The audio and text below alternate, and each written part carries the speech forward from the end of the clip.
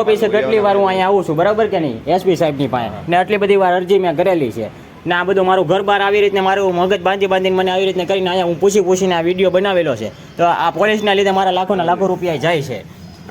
ને આજે આનું જવાબદાર કોણ આ એસપી સાહેબ કે કોણ જવાબદાર એમ નહીં હું તો અધિકારી પાસે આવીને તમારી પાસે આટલા બધા લાખ રૂપિયા મારા પેટ્રોલના જાય છે આનું જવાબદાર મારો ઘર પરિવાર મારા નહીં ભોજ જેવી રાવણીના હીરા જોજો આ ભંગ્યાનો એનો જીવ ને એવો ધુતારાનો ભંગ્યાનો જીવ મારો મગજ બાંધીને મુસ્લિમ લઈને જાય મફતમાં અમે જોદા ને કરી રીતના રહેતો નથી ગયા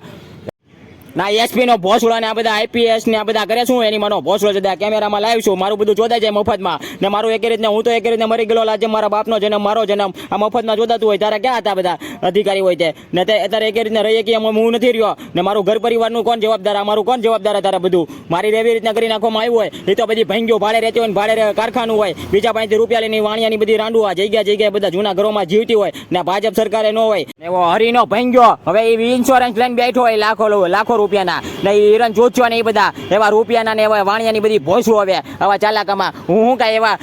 એવામાં હું તો ગામડાનો માણસ છું બરાબર આ મારું બધું જોદાઈ જાય મફતમાં આવી ભંગ્યુમાં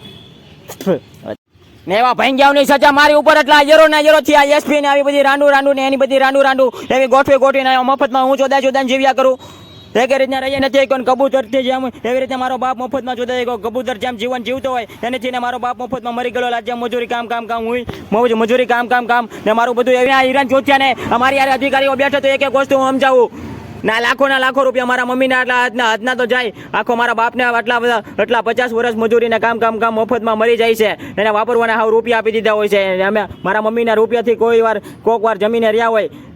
ને 50 વર્ષ મારા મમ્મીની મજૂરી ને એ એના એક રીતના રહીએ કેમ નથી હવે મારા ઘરમાં એક મારી બેન હતી પૂનમ હવે આવી બધી લોન ઉપર બધી લઈને બેઠી હોય તો એની હાથ પગની ચામડીની બધી દવાઈઓ ને એની માના ગાલે લાખ રૂપિયા હજારો રૂપિયાની દવાઈઓ હશે આ શાંતિલાલ હોસ્પિટલમાં મારા મમ્મીની લાખ રૂપિયાની દવા આ પેટ્રોલમાં મારા મમ્મીના લાખ રૂપિયા ને એની મારી ભોજ દે મારો જન્મ તો મારા બાપનો ને મારો મફતમાં જોદા જાય મારા બાપા ગુજરી ગયા હોય છે પછી 60,000 રૂપિયા મારા સંબંધીઓ ઘા કરી ગયા હોય ને એનીથી વિધિ કરી હોય બધી લાખો રૂપિયા ને મારા કરોડો રૂપિયા હું તમને કુટુંબમાં સમજાવું જે આવી બધી રાંડુ આવી લોન લઈને તે બધી નીકળી પડી હોય મારા બાપના કામ આવી મુસલમાન તે એવા કામમાં બધું સમજાવું મારી બેનનું વ્યવસાય કરાવીને લોન ઉપર ફ્લેટ હોય ને એના હજારો રૂપિયા ઓપરાવીને તે દુકાનદારોમાં કાંક ધંધાથી ને એવી લોનું ને એના હપ્તા હાલતા હોય એવી ત્યારે તો ને મારો મગજ બાંધીને મારું બધું એવી રીતના વૈશાલી બોય ચોદી જાય